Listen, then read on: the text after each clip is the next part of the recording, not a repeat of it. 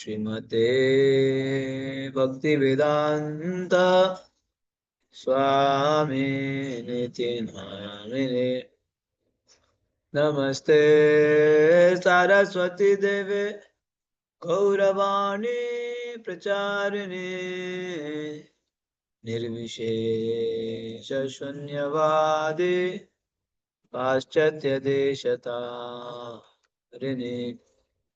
वाञ्छाकल्पतरुभ्यश्च कृपा सिन्धुभ्य एव च पतितानां पावनेभ्यो वैष्णवेभ्यो नमो नमः।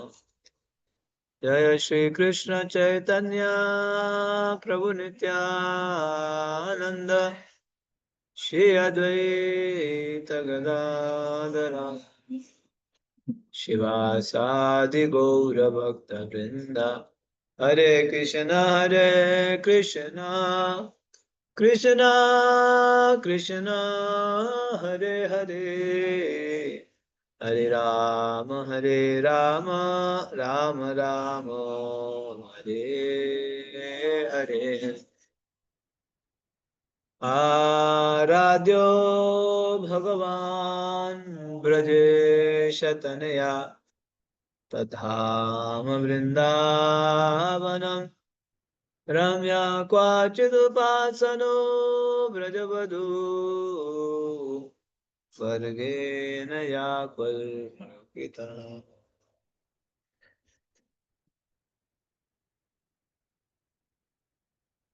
हरे कृष्ण। तो आप सभी वैष्णव भक्तों का हार्दिक स्वागत है उसके विशेष दिन पे। आप सभी वैष्णव भक्तों से कृपा की याचना करते हुए हम लोग आगे बढ़ेंगे चर्चा में, परिक्रमा में। आज का दिन भी बहुत विशेष है। यस, सर्वप्रथम तो आज हमारे वैष्णव तिथि के हिसाब से दीपावली है। आज हमारा दीपावली, तो आप सभी को जो है दिवाली की हार्दिक शुभकामनाएं। हम सभी राधा गोविंद देव की कृपा से हम सभी राधा गोविंद देव की सेवा में लगे रहे, गुरु गौरांग की सेवा में हमेशा लगे रहे। एटलीस्ट कई जन्मों तो दूसरों को देख के आया, तो इस जन्म इस जीवन हम भगवान की सेवा में लगा सके। इन इच्छाओं के साथ, कामनाओं के साथ हम लोग आगे बढ़ेंगे। तो यहाँ पे आज बहुत सारे लोग आए मंदिर में, क्योंकि कल परसों तो बिजी थे ना अपने घर में ही त्योहार मनाने में। अब हो गया है तो बहुत हाउसफुल है, हाउसफुल। नीचे जो है टेम्पल हॉल पैक हो गया, ऊपर आ गए भी, है ना। मैजिन फ्लोर पे लोग चढ़ गए। तो भक्त लोग जो है आज के दिन फिर भगवान के समक्ष दर्शन के लिए कल भी आएंगे। कल जो अन्नकूट के लिए, गोवर्धन पूजा के लिए। आप सभी उत्साहित है? उत्साहित है? घर में उत्साह बना के हरि बोल है ना। उस उत्सव वास्तव में उत्साह प्रदान करता है ना। हाँ, उत्सव जो है उत्साह प्रदान करता है। बहुत सुंदर है। तो वैसे तो वैष्णवों के लिए प्रत्येक दिन ही उत्सव है, पता है। प्रत्येक दिन हमें जो है ब्रह्म मुहूर्त में उठना होता है, प्रत्येक दिन ठाकुर जी को भोग लगाना है, प्रत्येक दिन दीप दान करना है। अब बाहर के लोग साल भर तो व्यस्त रहते हैं, अस्त व्यस्त, तो उनको साल में एक दो दिन करते हैं तो वो उसको विशेष मानते हैं, तो ठीक है, वो भी बहुत बढ़िया है। लेकिन हमारे भक्तों तो दिन रात, जो मंदिर में तो 6 बार भोग लगता है, 6 बार, 6 बार आरती होती है। 2 बार भगवान को ड्रेस चेंज किया जाता है, रोज भगवान का स्नान होता है, रोज। कई सारे वैष्णव के घर पे भी होता है। तो इसीलिए वैष्णवों के लिए तो प्रत्येक दिन विशेष, ऐसे तिथियों में और विशेष हो जाता है। क्यों? क्योंकि तिथियों में और विशेष स्मरण करते हैं, यशोदा दामोदर लीला, राधा दामोदर लीला का स्मरण करते हैं, और प्रभु राम के बारे में स्मरण चिंतन करते, तो और विशेष होता है। तो इसीलिए वैष्णवों के लिए every day special for Vaishnavas. तो हम लोग कहाँ हैं? आप लोग कहाँ हैं? दिल्ली में हो या गुजरात में हो? कहाँ है? आपको मुझे बोलना बंद कर दिया गया, इसलिए आप बोल नहीं पा रहे हैं ना। यस, लिख तो सकते हो, या भक्त अर्पित शर्मा ने लिखा है। हम, सॉरी, आरती शर्मा माता जी ने, हम लोग जो है काम्य वन में है। यस, काम्य वन में है। आप और कहीं नहीं हो, आप काम्य वन में हो, ये बात ध्यान रख लेना, है ना। यस। तो काम्य वन से हम लोगों ने जो है कल परसों पिछले लगभग दिन रात से काम्य वन में। Yes, 3 nights and 2 days we were in Kamya Van. तो आज हम लोग काम्य वंश से बरसाना की ओर प्रस्थान करेंगे। हरि बोल, बरसाना धाम की, लाडली सरकार की जय। राधा रानी का धाम है जो हम सभी के मैया है, श्रीमती राधा रानी। आइए बरसाना की ओर प्रस्थान करेंगे, आगे बढ़ते हैं। तैयार हो जाइए सब। मंगला आरती नहा धो के मंगला आरती हो चुकी है। अब जो है आप थोड़ा जप भी कर लिया है, थोड़ा बहुत हॉट वाटर, गर्म पानी, अदरक अदरक पानी, हर्बल टी के लिए भी आप लाइन में लगे होंगे। सुबह का हर्बल टी बहुत महत्वपूर्ण होता है। बहुत महत्वपूर्ण। जो चाहे वो हर्बल टी क्या, कौन सी वैल्यू, वो उसका क्या वैल्यू है, नहीं परिक्रमा पता चलेगा उसका क्या वैल्यू है। कुछ नहीं मिलता आपका। किचन साथ में नहीं रहता है, घर पे तो किचन बगल में है तो टक से कुछ बना लेते हो ना। चलो ये खाने की इच्छा भी बना दिया, वो खाने की इच्छा भी बना दिया, लेकिन परिक्रमा थोड़ा ना मिलेगा ना। तो हर्बल टी भी वहाँ का बहुत महत्वपूर्ण वैल्यूएबल होता है। तो आपने लाइन लगा है। अब हम लोग 15वां दिन, 15 डेज, हमारी परिक्रमा जो है ना, हाफ सेंचुरी हम लोग पहुंच गए, हाफ सेंचुरी। है ना। अब जो है आप 15 दिन पार किए, मतलब आपने पार कर ही दिया, आराम से पार कर दिया। तो बहुत ही सुंदर चित्र है राधा कृष्ण गोपियों के साथ। आगे बढ़ते हैं। यस। हरे कृष्णा प्रभु जी, दंडवत प्रणाम। राइट। 15वां दिन, काम्य वन से वर्षाना। धीरे धीरे ठंड बढ़ रही है। मंगल आरती में आते समय प्रायः सभी भक्त गर्म कपड़े पहन रहे हैं। हमारे पड़ाव के चारों ओर से अंधकार ने घेरा हुआ है। हमारा मन श्री गुरु की महिमाओं में लीन है। निकुंज युनो रति कैले सिधै, या यालिभियुक्तिरपेक्षणीया, तत्रादिदाक्षानतिवल्लभस्य वन्दे गुरो श्री चरणारविन्दम्। श्री गुरुदेव अति प्रिय हैं, क्योंकि वे वृंदावन के कुंजों में श्री राधा कृष्ण की माधुर्य लीलाओं को अत्यंत श्रेष्ठता से संपन्न करने के लिए विभिन्न प्रकार का आयोजन करती हुई गोपियों की सहायता करने में निपुण हैं। ऐसे श्री गुरुदेव के चरण कमलों में मैं सादर वंदना करता हूँ। ये वाला पूरा कंप्लीट कर लीजिए। मंगल आरती के पश्चात एक परिक्रमा व्यवस्थापक ने घोषणा की, मार्ग में आज हम श्रीमती राधा रानी की कुछ सर्वप्रिय सखियों के गांव जाएंगे। हमारा गंतव्य है श्रीमती राधा रानी का गांव वर्षाना, जहां हम 2 रात ठहरेंगे। घोषणा सुनते ही सब भक्त उत्साह पूर्वक जय और हरि बोल बोलने लगे। मैंने ध्यान दिया कि आज हम काम्यवन से निकलकर पुनः वृंदावन में प्रवेश करेंगे, क्योंकि वर्षाना, नंदग्राम तथा हमारे मार्ग में आने वाले कुछ अन्य स्थान वृंदावन का अंग हैं। मेरे प्रिय श्रीला प्रभुपाद की कृपा ही है कि हम प्रत्येक वर्ष ये परिक्रमा कर पा रहे हैं। 2 दशक से अधिक हो गया है। श्रीला प्रभुपाद की अहेतु की कृपा के बिना हमें ब्रज धाम की जानकारी तक नहीं मिल पाती। मैं प्रत्येक पग कृतज्ञता पूर्वक उठाने का प्रयास करने लगा। प्रमुख सड़क से बाएं मुड़कर हम पूर्व की ओर 3 किलोमीटर चले और कणवरा पहुंचे। हम दाईं ओर आए, इंद्रोली गांव से गुजरे। भक्ति रत्नाकर के अनुसार इस स्थान पर इंद्रदेव ने श्री कृष्ण पर ध्यान किया था। तो जो है, अभी जैसे जैसे परिक्रमा आगे बढ़ती है ना, तो ठंडी, एक मिनट, जस्ट एक मिनट, एक मिनट कॉल करना। अरिष्ट महाराज जी, धन्य प्रणाम। महाराज जी,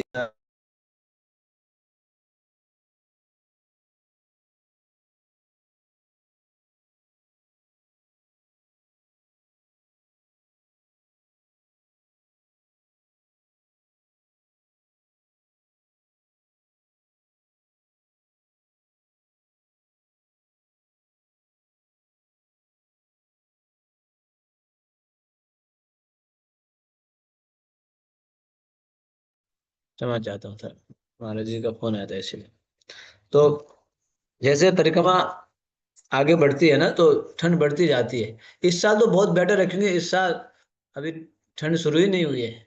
लेकिन परिक्रमा में अधिकता क्या होता है, ठंड बहुत एक्सट्रीम ठंडी होती है वहाँ की। और उसके बाद घोर जंगल होता है ना वहाँ पे, पेड़ पौधे होते हैं, ओपन एरिया होता है, तो और ठंड लगता है।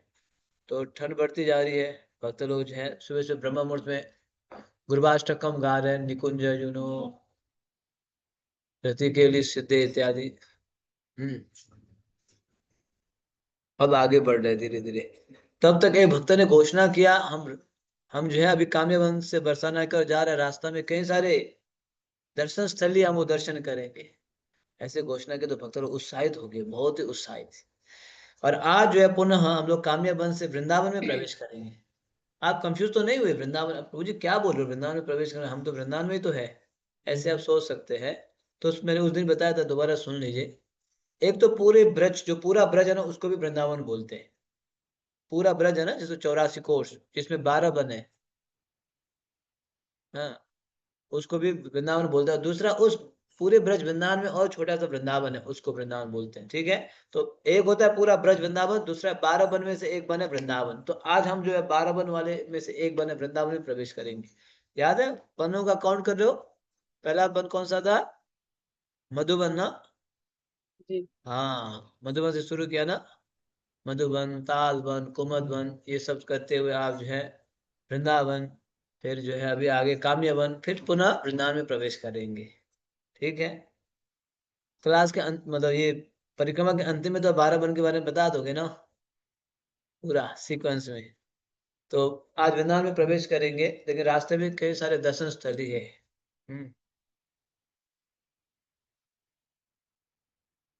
तो उसमें से एक दर्शन स्थल ही है कनुआरा, कनुआरा, ये भी दर्शन करेंगे। और साथ साथ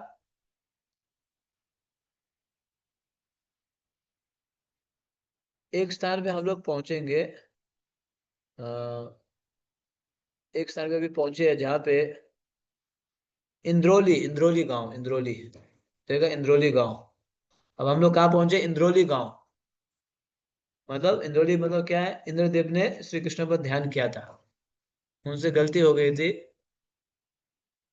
तो फिर गलती हुई तो फिर वो ध्यान कर रहे थे, इंद्र, इंद्र भगवान श्री कृष्ण के प्रति। ठीक है, ये सभी स्थानों को याद कीजिए, स्मरण कीजिए, चिंतन कीजिए, जब के समय याद कीजिए, दिन में याद कीजिए, ये भक्ति है। इतने हम 15 दिन का पढ़ चुके हैं, तो इस सभी स्थानों को याद करना चाहिए। कंडवाड़ा पढ़िए। कण्वर। दिन का प्रकाश ऊपर फैले विशाल आकाश के बीच से झांकने लगा है और हम कण्वरा पहुंच गए। कणव मुनि ने कुछ समय यहाँ निवास किया था और उन्हीं के नाम पर इस गांव का नाम पड़ा। श्री कृष्ण के नाक कान छिदवाने के लिए यशोदा मैया उन्हें यहाँ लाई थी। हमने सुना है कि किस प्रकार उड़ीसा की रानी भगवान को नथनी और कुंडल पहनाना चाहती थी और साक्षी गोपाल विग्रह ने उनकी यह इच्छा पूरी की। रानी के मन में भगवान को ये आभूषण देने की तीव्र उत्कंठा थी, परंतु उन्हें यही लगा कि इन्हें पहनने के लिए विग्रहों के नाक कान में छिद्र नहीं है। तब साक्षी गोपाल रानी के स्वप्न में आए और बताया कि बचपन में वे ऐसे आभूषण पहनते थे और वे रानी की भेंट स्वीकार करने के लिए आतुर हैं। विग्रहों को जांचने पर पुजारी ने देखा कि भगवान के नाक कान छिदे हुए थे। भारत के गांव में बच्चों के नाक कान छिदवाना आज भी सामान्य है। बचपन में मेरे भी कान छिदवाए गए थे। भक्तों को अपने कर्ण छिद्र दिखाते हुए मैंने पूछा, ऐसे किस किस के कान छिदे हुए हैं?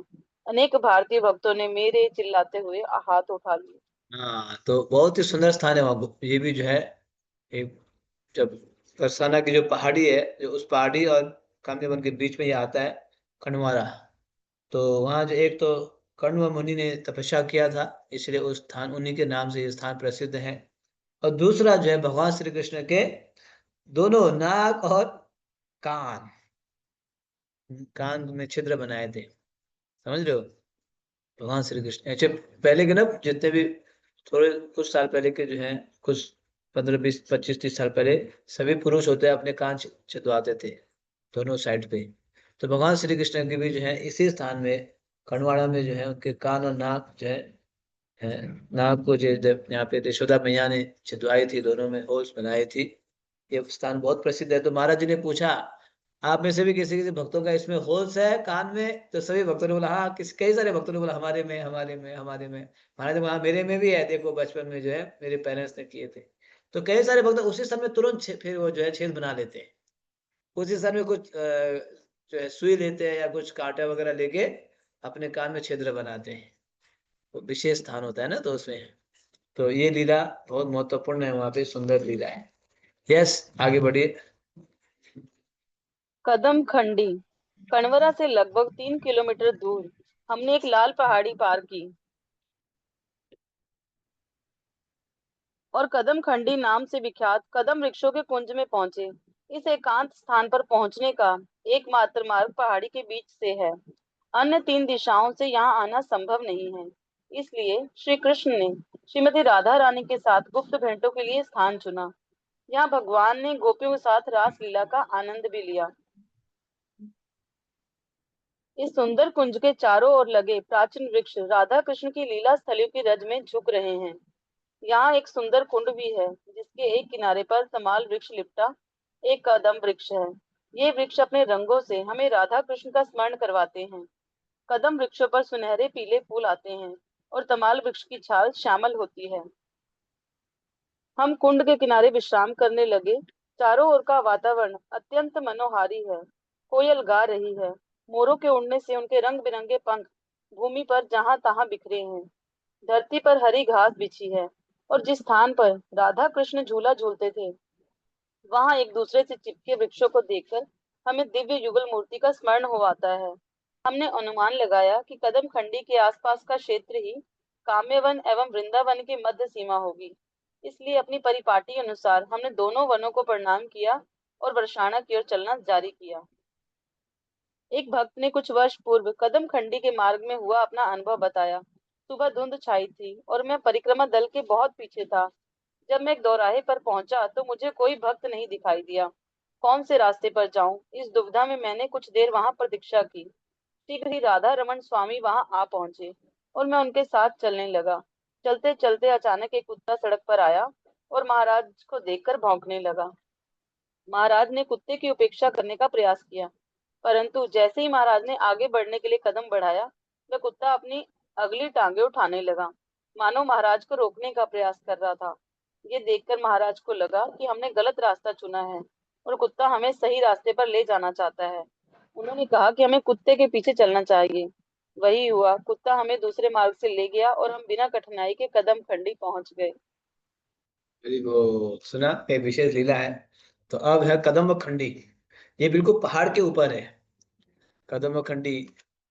और कई सारे कदम के पेड़ों से भरा पड़ा हुआ है। स्पेशली ये कदम खंडी जो और दूसरे आप गाड़ी से, साइकिल से या किसी मार्ग से जा ही नहीं सकते। बिल्कुल पहाड़ी के ऊपर होते हुए, कोने कब्जे होते हुए बिल्कुल ऊपर जाना पड़ता है।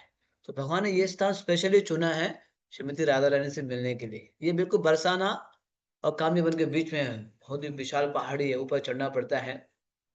तो उस पहाड़ी पे भी भक्त लोग चढ़ के जो है इस स्थान का दर्शन करते हैं। कई कई स्थानों में तो भगवान के चरण चिन्ह भी है। आगे आएगा चरण चरण पहाड़ी। तो यहाँ पे जो है भगवान क्या करते थे, गोपियों के साथ रासलीला का आनंद भी लिया करते थे। कदम खंडी बिल्कुल गुप्त स्थान है, कोई पहुंच नहीं सके वहां पे। मिलने के लिए ऐसे गुप्त स्थान चुना जाता है ना। है ना।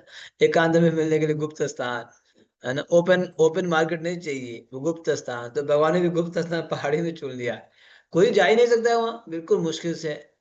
वो वही मेहनत करने करके जाएगा जहाँ वास्तव में मिलना चाहता है। कोई अन्य अन्य कोई नहीं जाएगा, है ना। और बहुत ही सुंदर कदम के वृक्ष है वहाँ, अन्य कई सारे पुष्पों के वृक्ष है। तो देखो यहाँ चित्र में देखो, नीचे देखो पहाड़ी के बीच में राधा सरोवर है, वृक्ष है, पहाड़ी है। उसके नीचे राधा कृष्ण क्या कर रहे हैं। राधा कृष्ण प्राणमो युगल किशोर जीवने मरने गति आर नाही मोर। वहां मिले थे, राधा कृष्ण मिलते थे ना एकांत में। हाँ। तो ये विषय लीला है। और फिर वहां क्या क्या भक्तों ने, हमने अनुमान लगाया कि कदम खंडी से आसपास का क्षेत्र ही काम्यवन एवं वृंदावन की माध्य सीमा होगी। ये भक्तों ने अनुमान लगाया। और विषय लीला तो आपने सुनी लिया। आप राधा रमण महाराज के साथ क्या हुआ, ये कौन बता रहा है। एक भक्त, नाम नहीं बताया, एक भक्त ने बताया। वो अचानक खो, क्योंकि कभी कभी ऐसे हो जाता है परिक्रमा में, भक्त खो जाते हैं, चल नहीं पाते हैं ना। कभी कभी क्या होता है, चल भी पाते, ब्रजपाल से घर में चले जाते हैं, कुछ खान पान करते करते बाकी सारे भक्त चले जाते हैं, ऐसे होता है। फिर महाराज भी पहुंचे, गलत रास्ता तो जा रहे थे, लेकिन कुत्ता ने क्या किया, भोगते हुए महाराज जी को पीछे, नहीं नहीं इस दूसरे रास्ता में चलो। ये ऐसे आप थोड़ा सा गौर से चलोगे ना, वहाँ ऐसे कई सारे अनुभव होता है, साक्षात्कार आपको प्राप्त होगा परिक्रमा में। साक्षात ब्रज है ना, वृंदावन है, तो साक्षात्कार होती है वो। यस, सुनहरा गाँव। सुनहरा गांव। जिस प्रकार छत्ते के चारों ओर मधुमक्खियां घिरी रहती हैं, उसी प्रकार वर्षाना के चारों ओर प्रमुख अष्ट सखियों के गांव हैं। कदम खंडी से 2 किलोमीटर आगे सुनहरा गांव है। ये स्वर्णहार ग्राम नाम से भी जाना जाता है, और ये सुदेवी एवं रंग देवी इन जुड़वा बहनों का गांव है। सातवीं प्रमुख गोपी रंग देवी है। उनकी शरीर कांति कमल पुष्प के अंदर तंतुओं जैसी है। उनके वस्त्र चीनी गुलाब के समान लालिमा युक्त हैं। वह श्री राधा से 7 दिन छोटी हैं। उनमें चंपक लता जैसे गुण हैं। उनके पिता का नाम रंगसार तथा माता का नाम करुणा है। आठवीं प्रमुख गोपी है सुदेवी। उनके पति का नाम वक्रेक्षण है, और वक्रेक्षण के छोटे भाई हैं भैरव। सुदेवी रंग देवी की जुड़वा बहन है। उनका स्वभाव मृदु है। समान गुण होने के कारण कई बार लोग भूल से उन्हें रंग देवी मान बैठते हैं। ठीक है, तो देखा परिक्रमा आगे बढ़ रही है, कदम खंडी से होके फिर पहुंच गए सुनहरा गांव। ये जो मुख्य रूप से जो 8 गोपियां, जानते हो 8 गोपियां, उनमें से 2 गोपी का जोड़वा है, सुदेवी और रंग देवी। श्रीमती राधा रानी के प्रमुख 8 अष्ट गोपी, अष्ट सखी है, ललिता, विशाखा, तुंग विद्या, चंपकलाता और इंदुलेखा, सुदेवी और रंग देवी, चित्रा। इस प्रकार से ना 8 प्रमुख गोपियां हैं। 16,108 में, हाँ नहीं, 16 पटरानी है गोपियों में से, कई सारे अनगिनत लाखों गोपियां, उनमें से 8 गोपियां मुख्य है। तो ये 2 जोड़ा गोपी का काम है सुनहरा। आपने सुना होगा, यहाँ भी सुन रहे थे कि सातवीं जो है रंग देवी है। उनके शरीर की कांति कैसी है? कमल पुष्प के अंदर संतुओं जैसी है। हाँ, कमल पुष्प के अंदर। हाँ, यस, बहुत ही कोमल शरीर है, और उनका वस्त्र चीनी गुलाब के समान है। श्री राधा से 7 दिन छोटी है ये, रंग देवी श्री राधा से 7 दिन छोटी है। कई सारे गुण है उनके पास। माता पिता का नाम रंगसार तथा माता पिता का नाम, माता का नाम करुणा। तो नीचे वाले गोपी का भी यही माता पिता का नाम है, दोनों जोड़वा है। तो सुदेवी का भी, ये 8वीं देवी है। और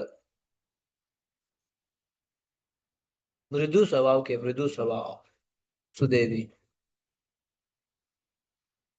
इस प्रकार से आप अभी जो 8 गोपियां है ना, उनके गांव आसपास, बरसाना के आसपास ही अभी आप सुनते हुए जाएंगे। सुन लीजिएगा, अभी 2 गोपियों का आपने गांव सुन लिया, थोड़ा थोड़ा आगे ललिता विशाखा का भी आने वाला है। तो ये सभी 8 गोपियों का गांव बरसाना के आसपास ही है। बरसाना के कुछ है, चारों ओर घिरा हुआ है। यस। इस गांव का नाम ब्रह्मा जी के नाम पर पड़ा, जिनका रंग सुनहरा है। श्री कृष्ण की लीलाओं का दर्शन करने के लिए उन्होंने इस गांव में तप किया था। भगवान ने प्रसन्न होकर उन्हें वर्षाना की पहाड़ियां बनने का आशीर्वाद दिया, जिससे उन्हें अपने चारों सिरों पर राधा कृष्ण के चरण कमलों की रज प्राप्त हो सके। देहाती कच्चे रास्तों पर उड़ने वाली धूल श्रीमती राधा रानी की कृपा से भरी है। हम वर्षाना के जितने निकट आते, परिक्रमा की मधुरता उतनी बढ़ जाती। ब्रजमंडल परिक्रमा पर आए युवा वैष्णव भगवान की लीलाएं सुनने में विशेष रुचि दिखा रहे हैं। इस भूमि की यही विशेषता है। यहाँ तक कि बच्चे भी उत्साह पूर्वक परिक्रमा के दौरान आने वाली तपस्याओं को स्वीकार करते हैं, और श्री कृष्ण को प्रसन्न करने में तल्लीन हो जाते हैं। ब्रह्मा जी ने जो है सुनहरा गांव में तपस्या किया था, तो इसलिए जो जो बरसाना है ना, उसको ब्रह्मागिरी बोलते हैं। बरसाना को ब्रह्मागिरी, उसमें जो है मानगढ़, शेरगढ़, दानगढ़, ये 4 अलग अलग ब्रह्मा जी के सिर है। जो नंदगांव है वो शिव जी के है, शिव जी है। और भगवान श्री कृष्ण कौन से हैं? गिरिराज। तो ब्रह्मा विष्णु महेश तीनों हैं ब्रज में। तो इसीलिए ब्रह्मा जी ने यहाँ आके तपस्या किया था सुनहरा गांव में। भगवान प्रसन्न हो गए, उनको फिर वरदान दिए थे, कोई बात नहीं, आपके जो है आपके सिर के ऊपर श्रीमती राधा रानी विराजमान करेंगे, है ना। तो बहुत ही विषय बरसाना में हम सुनने वाले ये लीला। इस प्रकार से भक्त लोग उत्साहित हुए, उन्मत्त हुए। आगे बढ़ रहे हैं दर्शन के लिए, कथा कीर्तन सुनते हुए। देखो महाराज जी की कथा भी कर रहे हैं। देखिए पहले के परिक्रमा इतने ही लोग हुआ करते थे, देखा हम लोग इसी समय हम लोग किए थे। देखो कितने हो गए, 250-300 ही होंगे ना, 150-200, 250 ही हुए। पहले इतने ही हुआ करते थे। मतलब ये मैं 20 साल पहले की बात बता रहा हूँ। इससे पहले देखो कितना हुआ करते थे, ये तो 20 साल पहले। इससे पहले 30-40 साल पहले देखो इधर, उसके उसके बराबर पेज में देखो महाराज जी बोल रहे हैं ना, ये 30-35 साल पहले का है। उससे पहले तो 70-80-100 ही होते थे। तो हम लोग जब ये होता था, सौ ये तो 35-40 साल पहले, जब हम लोग करने लगे तो 250-300 होने लगे। ये 250-300, ये पिक्चर में देखो। हम्म। अब तो जो है, अब 1700 है, इस बार तो 1700, 1600-1700 है। संख्या बढ़ती हुई जाती है। राधा रमन महाराज जी देखो बगल में बैठे हैं, देवान से कर रहे हैं परिक्रमा, देवान से। ओके आगे बढ़िए।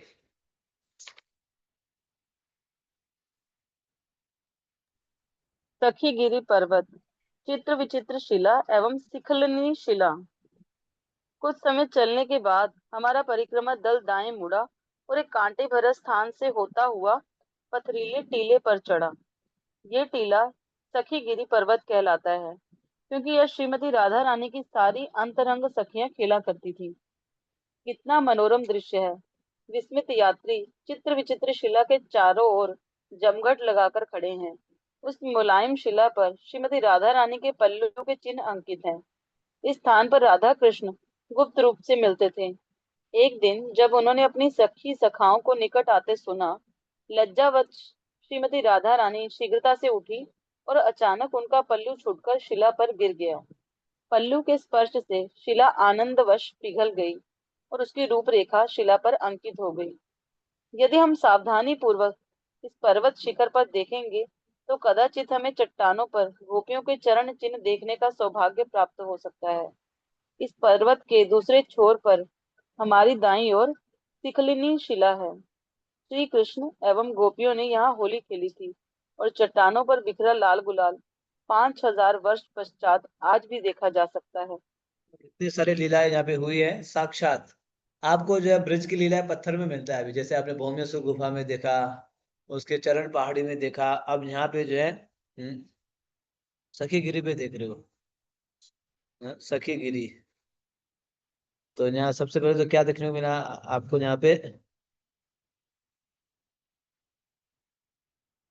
तो श्रीमती राधा रानी के जो पल्लू है, पल्लू का जो है वह प्रिंट बना हुआ है। क्योंकि यहाँ क्या क्या हुआ करता था, श्रीमती राधा रानी और अपने अंतरंग सखियों के साथ खेलने के लिए आती थी इस सखी गिरी पे, इसे नाम ही सखी गिरी, सखी गिरी। देखा जब महाराज जी यहाँ क्लास कर रहे खड़े होगे, है ना। तो इस प्रकार से महाराज जी यहाँ क्लास कर रहे हैं।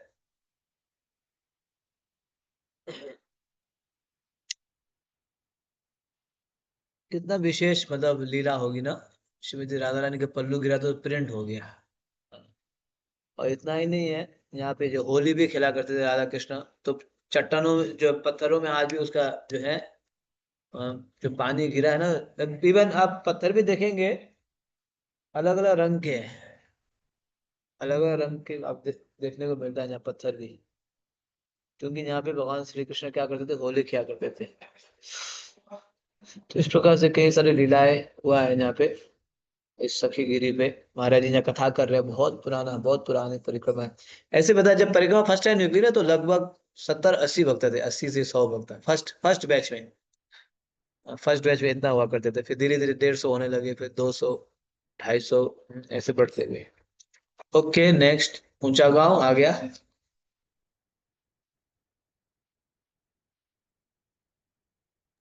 हाँ। जी। ऊंचा गांव, ललिता ग्राम। ये ललिता सखी का गांव है। हम पुनः वर्षाना सड़क पर लौटकर ऊंचा गांव की ओर जाने वाले मार्ग पर बाएं मुड़े और ललिता देवी के मंदिर की ओर जाने वाली सीढ़ियां चढ़ने लगे। ललिता सखी सदैव श्री श्री राधा ललिता नाथ की बगल में खड़ी रहकर यही विचार करती हैं कि किस प्रकार उनके दिव्य आनंद में वृद्धि की जाए। अष्ट सखियों में ललिता देवी सर्व प्रमुख हैं। वह श्री राधा से 27 दिन बड़ी हैं।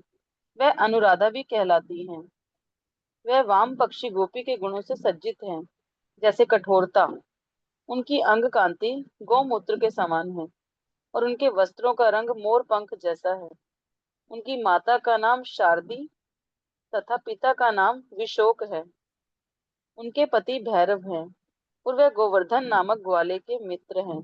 तो ललिता सखी आप देख रहे हो, ललिता जो है सारे सखियों में से प्रमुख है, प्रमुख।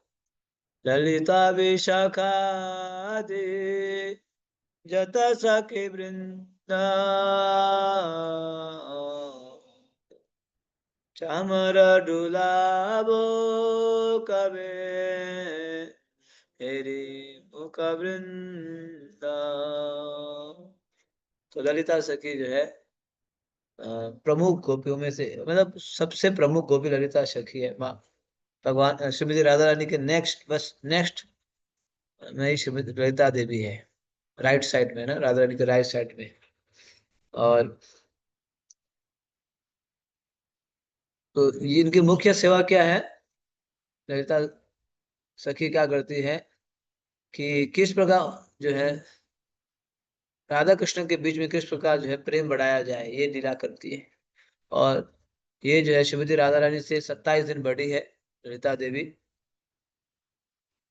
उनका नाम अनुराधा भी है एक नाम। कई सारे यहाँ गुण बताया गया है वो। उनकी अंग कांति जो है तप्त कांचन है, गोमूत्र के समान है। और माता पिता का नाम भी दिया गया है। ये सब ललिता देवी बहुत विशेष है, बहुत ही। उनके अनुमति के बिना आप राधा रानी के पास नहीं जा सकते। इवन कृष्ण तक राधा रानी के पास जो है ललिता सखी की अनुमति के बिना जा नहीं सकते हैं। कृष्ण को तो एंट्री नहीं है। कृष्ण को कभी जाओ तो अभी एंट्री नहीं, गेट पे रोक देती है, नो एंट्री फॉर यू। कभी का मिला भी देती है, अधिकतर मिलाती है, कभी का रोक भी देती है। ये सब उनको अनुमति दिया गया है ललिता देवी को। यस, आगे सुनेंगे। ललिता देवी राधा कृष्ण से घनिष्ठ मैत्री का अनुभव करती हैं और उनकी प्रेम लीलाओं की उत्कटता को बढ़ाने के लिए सब सीमाएं पार करके साहस पूर्वक कार्य करती हैं। ललिता देवी श्रीमती राधा रानी की शिक्षा गुरु हैं। विशेष रूप से राधा रानी को किस प्रकार वाम पक्षी गोपी रहा जाए, ललिता देवी उन्हें इस विषय में शिक्षा देती हैं। श्री श्री राधा कृष्ण ललिता देवी को अपने प्राणों से भी अधिक प्रिय हैं।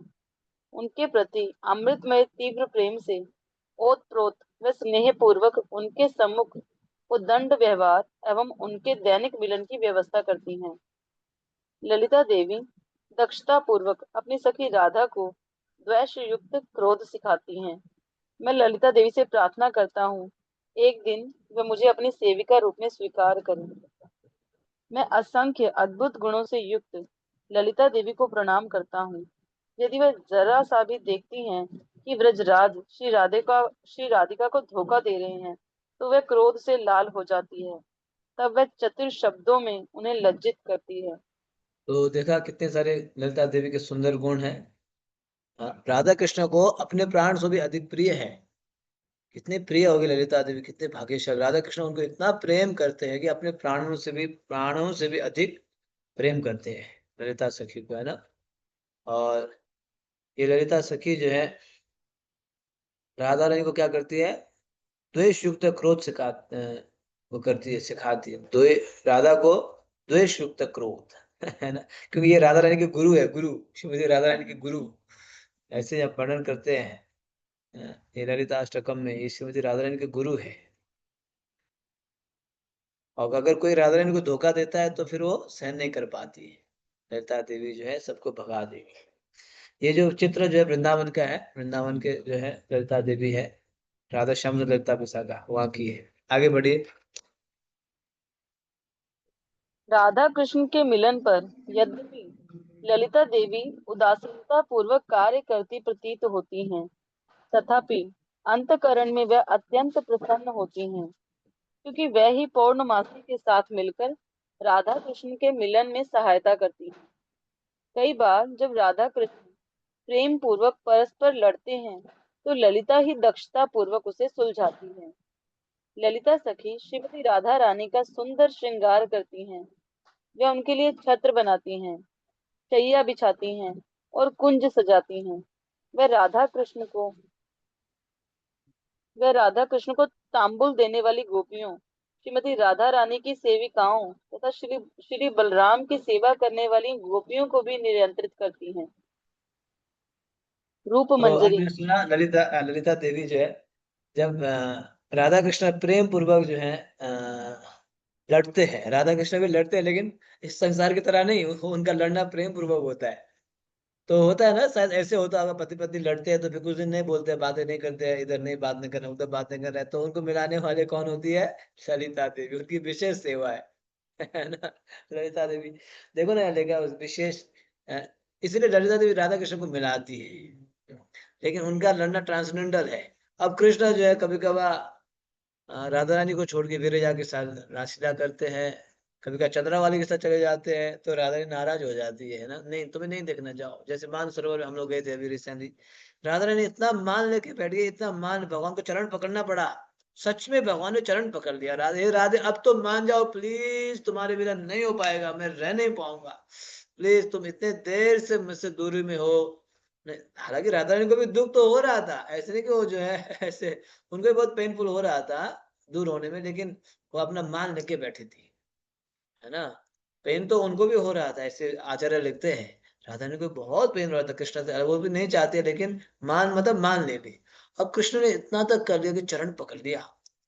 जब जयदेव गोस्वामी इस प्रसंग को वो लिख नहीं पा रहे थे, कैसे हो सकता है श्याम सुंदर जो है राधा रानी के चरण को नहीं पकड़ सकते, लेकिन भगवान ने आके उसको रिफिल किया। जब जयदेव गोस्वामी नहाने के लिए गए, भगवान ने लिख देने, मैं चरण पकड़ता हूँ राधा रानी को मनाने के लिए।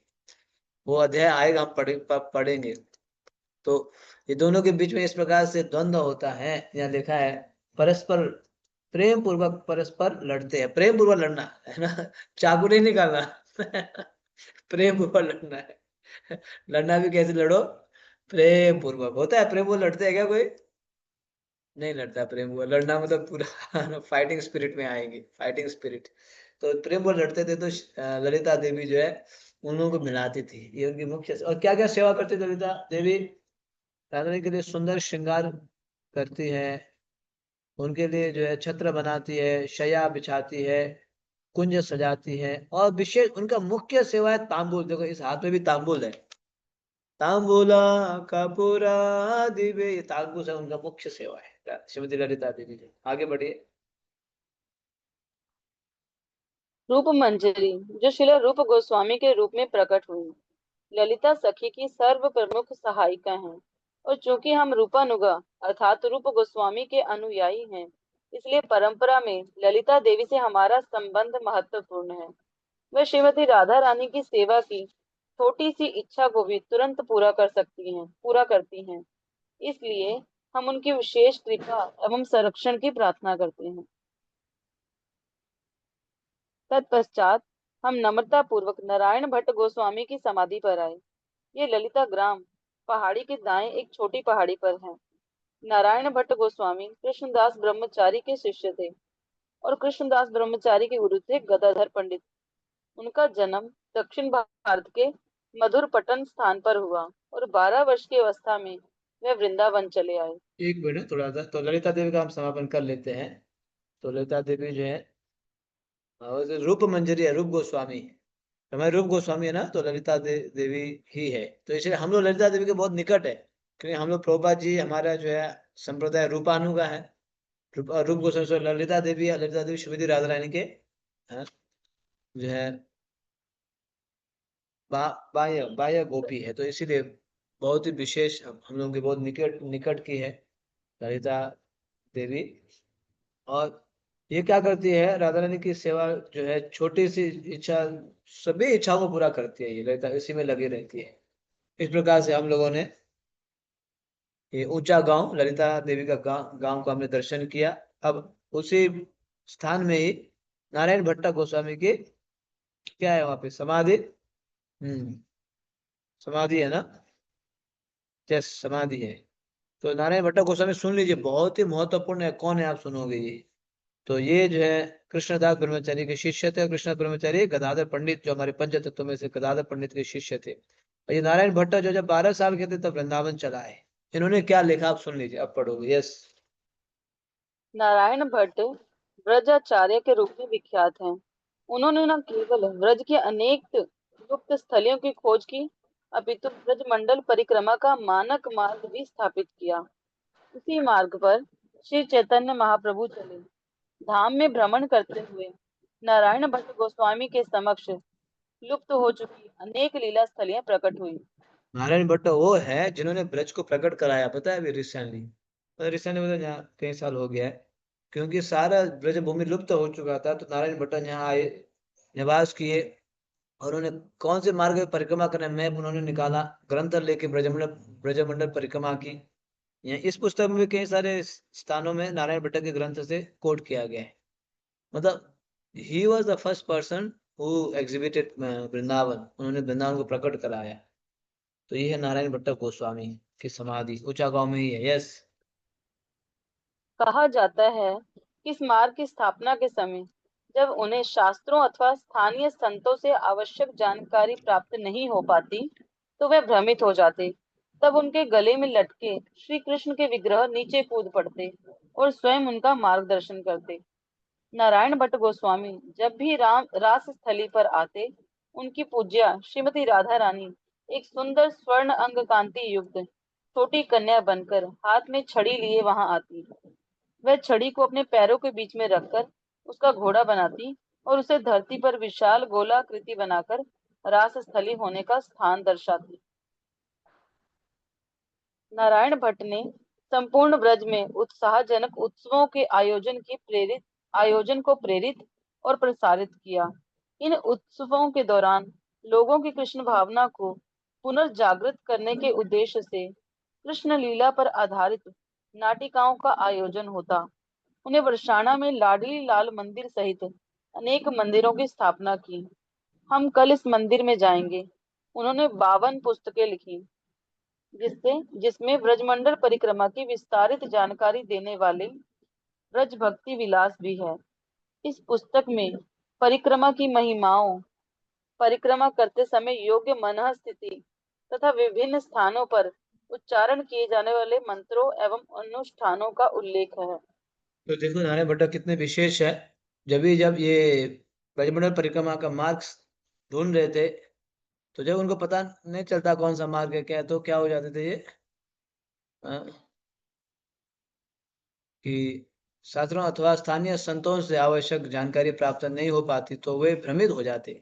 तब उनके गले में लटके श्री कृष्ण के विग्रह नीचे कूद पड़ते और स्वयं उनका मार्गदर्शन करते। देखा, भगवान ने स्वयं उनको मार्गदर्शन किया कि आपको जो है कौन से मार्ग पे जाना चाहिए। क्या चैतन्य महाप्रभु ने उसी को फॉलो किया बाद में, मतलब ये चैतन्य महाप्रभु से पहले आए थे क्या, ये पता चल रहा है।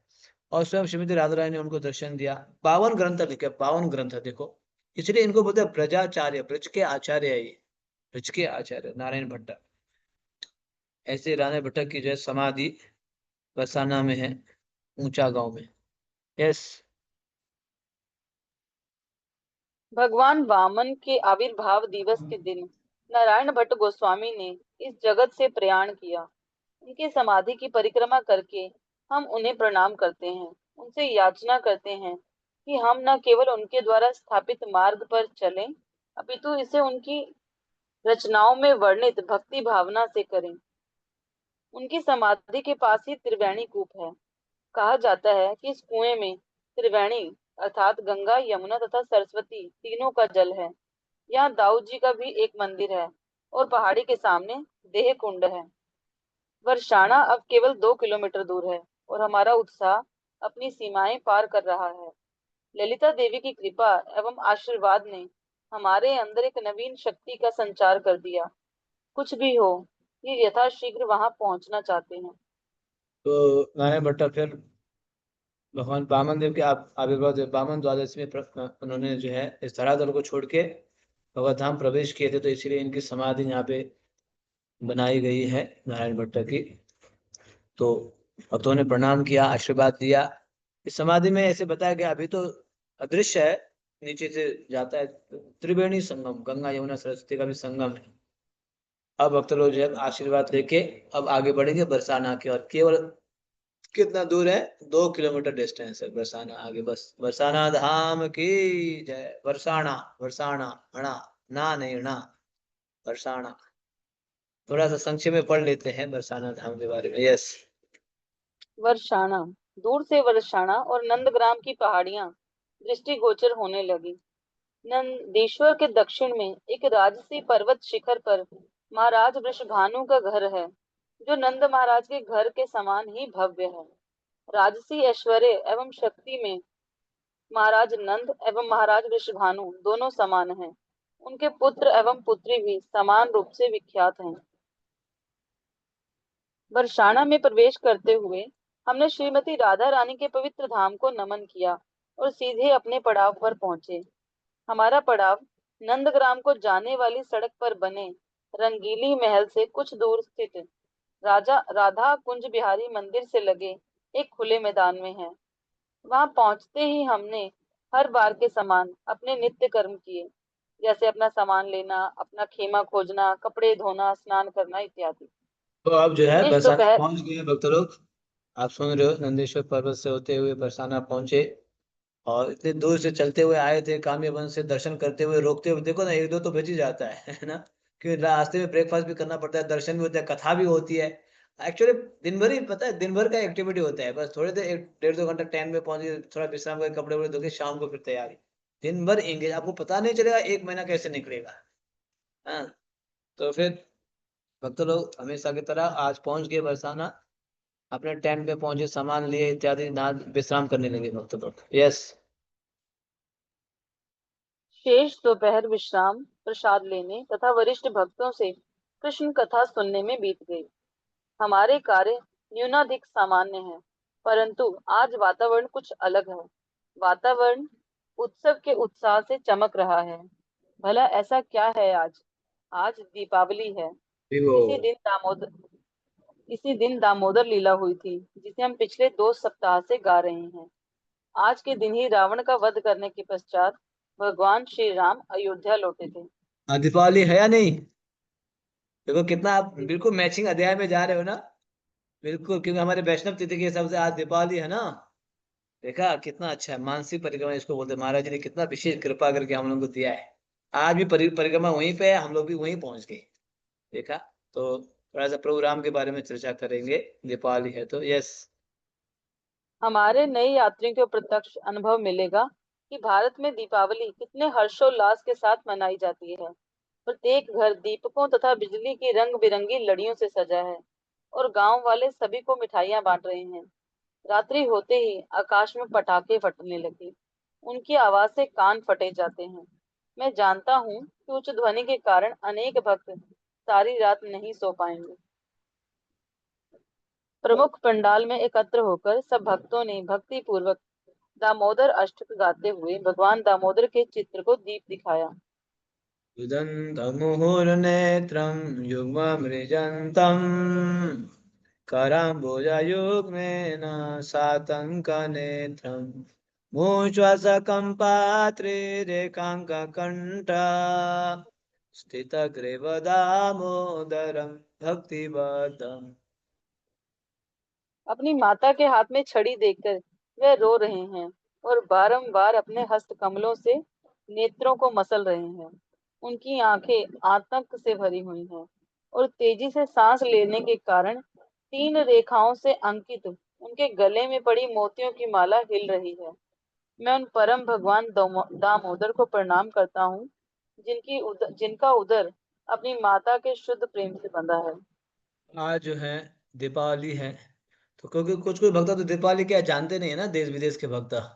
तो फर्स्ट टाइम आया तो भारत में उन्होंने देखा, मतलब इतना अद्भुत होता है। सबके घर में दीप उत्सव हो रहा है ना। कई घरों में, किसी घर में लाइट लगाया जा रहा है, मिठाई बांटा जा रहा है, सब नए नए नए कपड़े पहनते हुए जो है घूम रहे हैं, है ना।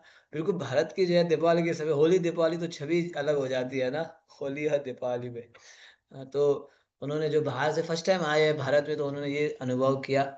और फिर संध्या का समय हो गया, फिर भक्त लोग दामोदर अष्टक तैयार हो गए। रुदांत मुहुर नेत्रम, भगवान क्रंदन करते हुए युग्मामृज अपने दोनों हाथ से क्या कर रहे हैं, आंख को मसल रहे हैं ऐसे, मैया प्लीज प्लीज मैया मुझे छोड़ दो, छोड़ दो। लेकिन कराम भोजा, कराम मतलब हाथ, युग में न सातंग मुंह श्वस कंपात्रि रेखांक कंठा, है ना। मुंह श्वसा कम, जो मुख कांप रहा है और जहाँ पे त्रिकंठा है ना गले में, ये दिखाई दे रहे हैं, भगवान रो रहे हैं भक्तों के लिए। दिलों के ना भगवान भी रोते हैं भक्तों के हाथ में, देखा ये लीला। हम लोगों ने दामोदर अष्टकम गाया, और फिर अब धीरे धीरे संध्या आगे बढ़ रहा है, संध्या। यस। उत्सव का उत्साह आज रात्रि के बाद ठंडा नहीं हो जाएगा। कल गोवर्धन पूजा है। उत्सव की तैयारी में भक्तगण सामान्य दिनों की अपेक्षा देर से सोए। सब्जियां कट रही हैं और दान एकत्र किया जा रहा है। कुछ भक्त भोग के लिए आवश्यक सामग्री की सूची तैयार कर रहे हैं। कुछ स्त्रियां श्री श्री निताई गौर सुंदर की नई पोशाक को अंतिम रूप दे रही थी, और कुछ अन्य स्त्रियां गोवर्धन पर रखने के लिए गोबर की छोटी आकृतियां बना रही थी। पूरा पढ़ लीजिए। विभिन्न विभिन्न सेवाओं में व्यस्त रहते हुए हम श्रीमती राधा रानी के गुणों गुणों पर ध्यान कर रहे हैं। वह श्री कृष्ण की सर्वश्रेष्ठ भक्त हैं, और श्री कृष्ण पूरी तरह उनके प्रेम द्वारा नियंत्रित रहते हैं। हम विचार करने लगे कि गौड़ीय वैष्णवों के लिए बरसाना कितना विशेष स्थान है, क्योंकि हम राधा भक्त हैं। जब शिला प्रभुपाद बालक थे, उस समय उनके पिता घर पर निमंत्रित साधुओं से कहते कि वे उनके पुत्र को श्रीमती राधा रानी का भक्त बनने का आशीर्वाद दें। हम शिला प्रभुपाद के चरण चिन्हों पर चल रहे हैं। भक्ति रसामृत सिंधु में वर्णन है कि कार्तिक व्रत को ऊर्ज व्रत भी कहते हैं। लीलाएं करने में सहायता करने वाली भगवान की अंतरंगा शक्ति को ऊर्ज कहते हैं। श्रीमती राधा रानी ऊर्जेश्वरी हैं, अर्थात लीला शक्ति को नियंत्रित करने वाली। इसलिए वे कार्तिक मास की अधिष्ठात्री हैं। हम सही समय और सही स्थान पर हैं। हमारे सौभाग्य की कल्पना भला कौन कर सकता है। कल गोवर्धन पूजा मनाकर हम श्रीमती राधा रानी के पवित्र गांव की परिक्रमा करेंगे, जहां वह विशिष्ट दीप्ति के साथ प्रकाशित होकर अपने प्रियतम श्याम सुंदर की दृष्टि एवं मन को हर लेती है। हरे बरसाना धाम की। तो हम लोग बरसाना पहुंच चुके हैं, राधा रानी के गोद में पहुंच चुके हैं, जो है ना श्रीमती राधा रानी करुणा कुरुमयी है। अब जो है वहां पहुंच के कल के लिए तैयारी कर रहे हैं। कल कल क्या है, गोवर्धन पूजा, गिरिराज महाराज की जय। तो ब्रजमंडल में बहुत ही शुद्ध गोवर्धन परिक्रमा मनाया जाता है, अन्नकूट। आप देखोगे चित्र में बहुत सुंदर, आज से ही कोई माताएं फूल माला बनाएगी, तो कोई जो है हाँ गिरिराज जी को सजाएंगे, छोटे से गिरिराज जी होते हैं, कोई गोबर के गिरिराज जी बनाएंगे, कृष्ण बनाएंगे, कोई हलवा वगैरह बना के अन्नकूट बनाएंगे। तो सब तैयारी हो रही है। और क्योंकि ये विशेष श्रीमती राधा रानी का स्थान है, श्रीमती राधा रानी ये कार्तिक मास भी उनके उनके महीना से होता है, कार्तिक महीना उनके नाम से ऊर्जा व्रत। ऊर्जा मतलब क्या है कि लीलाएं करने में सहायता करने वाली भगवान के अंतरंग शक्ति को ऊर्जा कहते हैं। ऊर्जा है ना, ऊर्जा। ऊर्जा शक्ति एनर्जी। मतलब ऊर्जा। भगवान को लीला करने में सहायता करती है, इसलिए ऊर्जा व्रत उनके नाम से प्रसिद्ध है ये कार्तिक। श्रीमती राधा रानी ऊर्जेश्वरी है, अर्थात लीला शक्ति को नियंत्रण करने वाली है। तो इसीलिए ये महीना कार्तिक मास उनके नाम से प्रसिद्ध है। हम लोग उनके चरण कमलों में गोद में पहुंच चुके हैं। आज 2-3 दिन वहीं पे निवास करेंगे, आज कल परसों। ठीक है, कल हम लोग बरसाना की परिक्रमा करेंगे। हरि वो तैयार रहिएगा।